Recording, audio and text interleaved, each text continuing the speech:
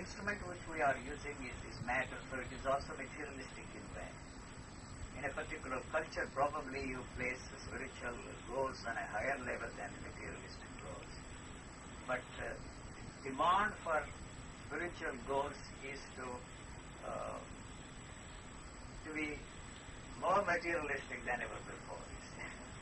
Now, you mentioned that people have this need for new religious experiences, new gurus, new drugs, just something new, and then so you come along. And for a lot of people, they must fall into that same trap with you. I mean, they look at, for instance, Paul.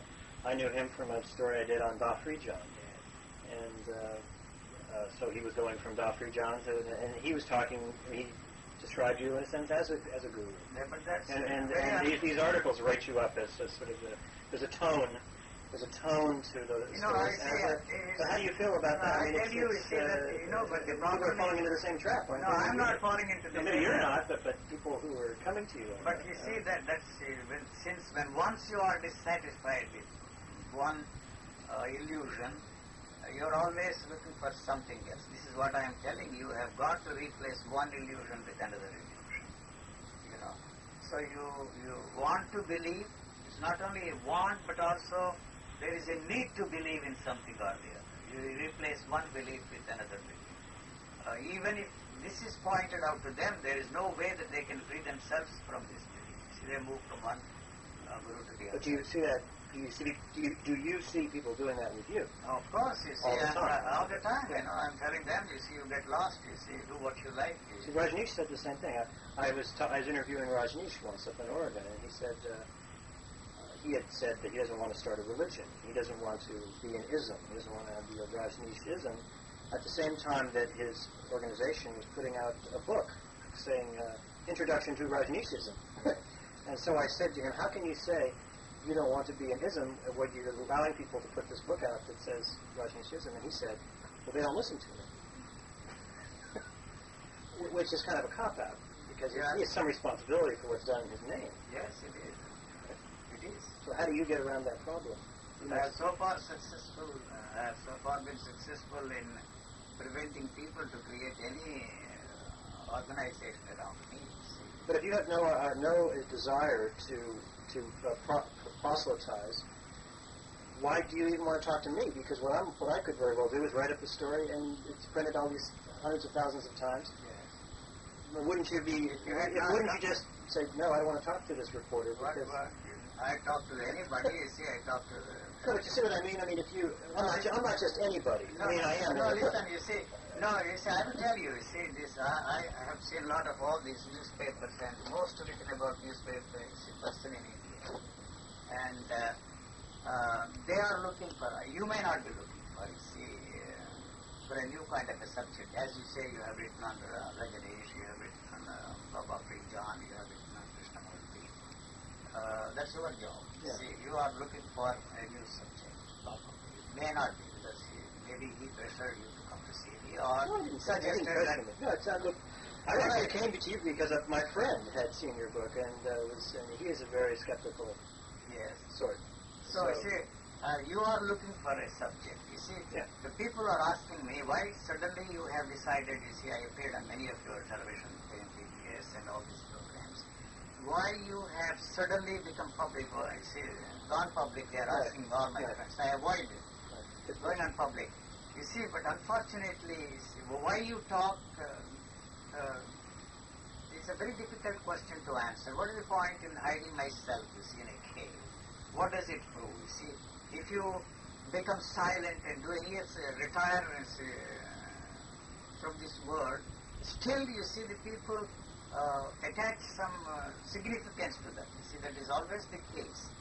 And my interest is, if it is a question of talking to her, if it is a question of talking to Paul, if it is a question of talking to anybody else, why not I talk to you, or why not I talk to that man, Mishlov here, or somebody else there, you see, on the television. They are entertainers, you see. No, but if you really want to avoid being... No, I don't want. I want to do something. There is a motivation, you see.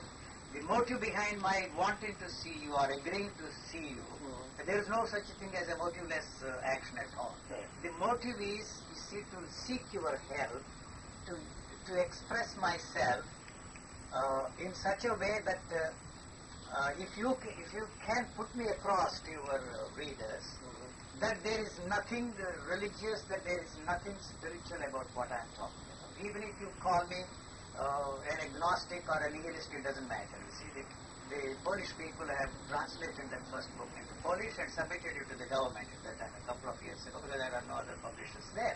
They rejected on the ground that it is a nihilist, you see. They put a label on that. I don't know what the Russians would call that book when the time is. The book is translated into Chinese and they can't come to see me now, you see, in Hong Kong. So this is my motive. You see, all those who come to see me are either from that group or this group or Krishnamurti's group or disillusioned people with their particular groups. So the difficulty of carrying on a conversation with them is, I have to use your medium. I have no other way of expressing myself. But you have people who, there are these, and I see them all the time, who jump from one guru to the Exactly. next. And then jumping to you is in a way a very logical progression. It's not a logical progression at all, because they are translating, interpreting what I am saying within that religious framework, you see.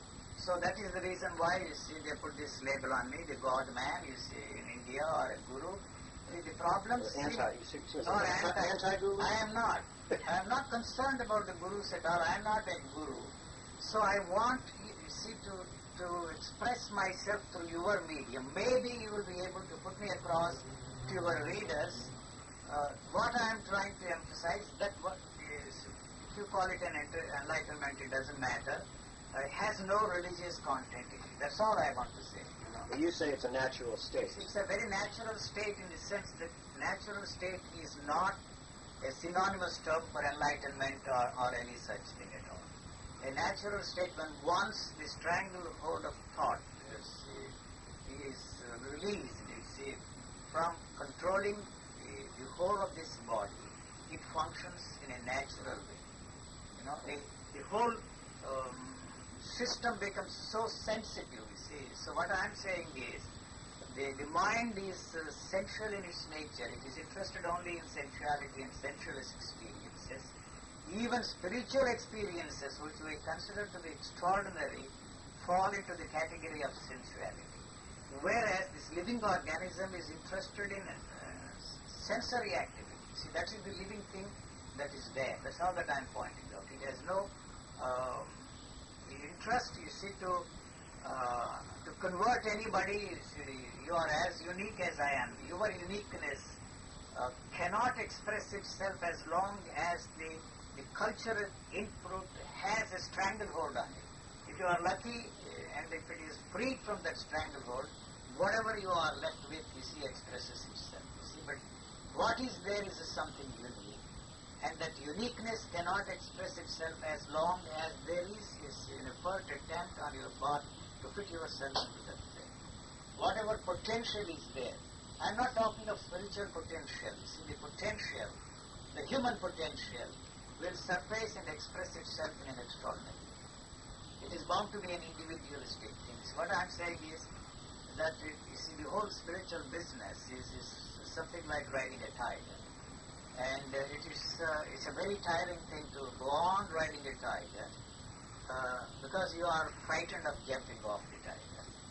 And if you jump off, we fear that the tiger might gobble you up there. So you keep riding the tiger, you see. So when once you are free from the fear of this boredom or the fear of jumping off the tiger for whatever reason is not there, that is all that is there. You keep riding without any destination. Now when you, at some point in your life, you had this same desire. Same. Otherwise, I wouldn't have wasted all my life. And you had this one sort of dramatic.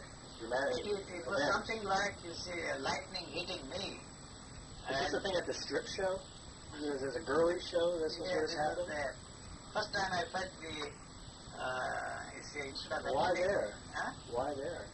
You see, as a protest against Krishnamurti, you see, somebody dragged me to attend Krishnamurti's talk. For the first time, they wanted us to buy tickets to listen to him in Paris.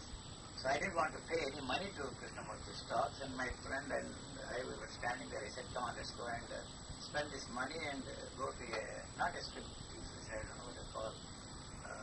You said burlesque show in here. Burlesque. Burlesque, exactly. Burlesque. Not burlesque. Burlesque is a very cheap thing, striptease. But there in stage show it is, you see, some sort. No, I know, like the Lido in Paris. Yeah. Something Folies like Bergère. And I got Polyvert, yes. And was it the Folies Casino Bergère? de Paris, I think, actually. Similar thing, similar thing. And for the first time there I experienced a very strange experience that is described there, you see. And when I was looking at it, I was not in any way upset by the whole thing at all, but who is dancing, you see, what is going on there, you see, this kind of a strange experience hit me, see, whether I was there dancing or they, the dancers are there, I could not separate these two things, And, you see, I felt as if I was there on the stage, you see, dancing, and with all this brush jumping up, you see, and it was a very strange experience for me. You had never seen something like that? Never felt like that at all, you see. You'd never seen a show like Never. that? That was the first and the last time, not that I continue to go, or I recommend people to go. You don't recommend that as a way to tour in life? Not We have the Mitchell Brothers. No, not at all. I don't recommend anything. It's because I don't know what triggered this in me. That is why I use always this peanuts business, you see. But you must have had something to do with where you were, because your whole thing is that you were responding to what's out there, right? The separateness was absent, you see. I didn't know whether, I was a dancer or whether I was watching it. It was some strange kind of an experience. I did not at that time relate that strange experience to anything that was in the direction of my achieving the goal, you see. So I never felt anything, that there is anything nearness or far awayness from my goal, you see. It just hits you, and it is a random thing according to me, see. People wanting to find out the cause. Now a friend of mine has been asked to write a biography for penguins. He's a famous movie director, and I tell him, you see, in India, you see, what's his name? His name is Mahesh Bhatt. He produced Mahesh Bhatt is his name. He has produced a lot of films which were very